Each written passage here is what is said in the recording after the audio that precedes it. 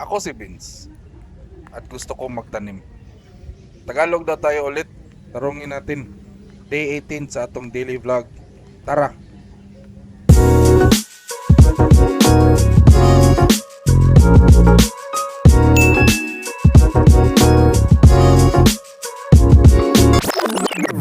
Another day, another tanim-tanim.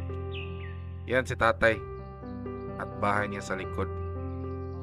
Medyo light day lang tayo today kay on and off ang ulan. So wala tayo na tanim today. Pero check nyo. Till the end of the video, merong showcase si tatay. Mga tanim niya at kahoy dito sa bukid. Pero bago yan, samahan niyo muna kami ni tatay at mami papuntang Minteryo. Kasi 39th death anniversary ng Salsalit. Nagsimula nito lahat. Ang tatay ni tatay, aking lolo Julian. Share ko lang ang kwento.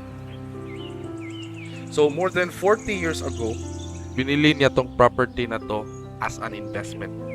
Kasi na-foresee niya na may magandang developments dito.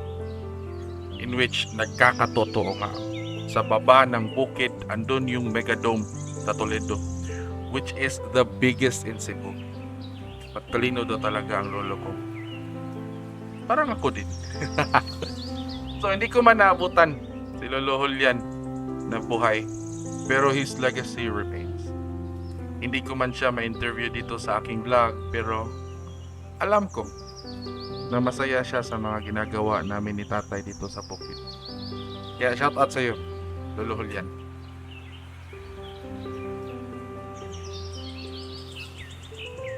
So ngayon lang kami nakabalik, nakasaka ng bukid kasi nahirapan kami sa kalisod sa pagsaka dito kasi ang lakas ng masyado ng ulan. So medyo lapok papupunta dito. Una namin ginawa is i-check yung mga tinanom ko. Mahirap talaga yung sikat ng araw dito kasi ang daming kahoy. Hindi na nasisikatan ng araw yung pechay ko kaya namatay. Pero long live naman yung mga kangkong ko.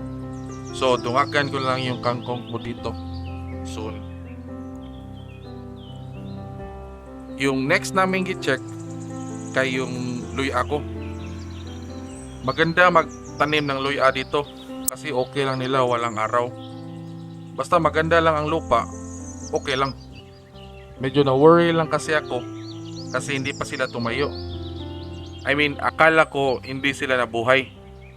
So sabi ni tatay, hukayan ko daw para makita kung buhay pa. Check no, paghukay ko.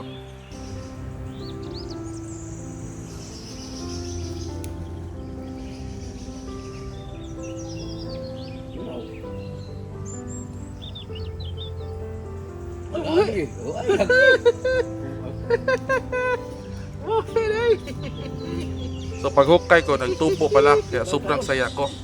So dagdagan ko ng luya tong buong part na to dito soon. Pagkatapos, tinawag ako ni tatay kasi gusto niya daw i-video ko daw yung mga tinanom niyang orchids. Ito yung parang violet na purple. Kaya na bahala.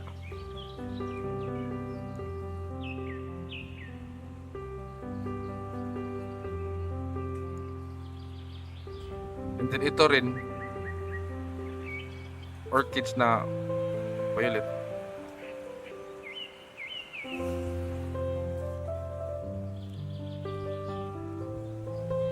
Ito, madami si tatay tanim nito before.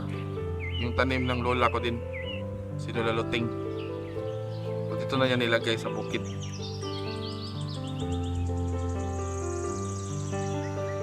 Then meron din ito. Sabi ni tatay, surprise na to kasi hindi pa bumuka.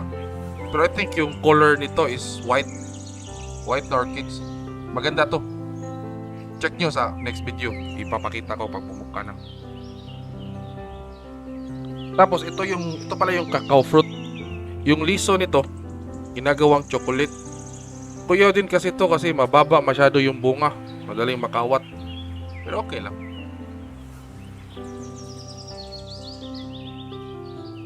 So pag uwi natin, nakita tumayo na pala yung tinanim natin na lettuce. So check nyo yung next video. Yung parang update ito.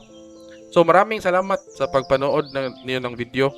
Please like, share, and subscribe sa ating YouTube channel at Cebu_Green Thumb. Kita tayo balik bukas.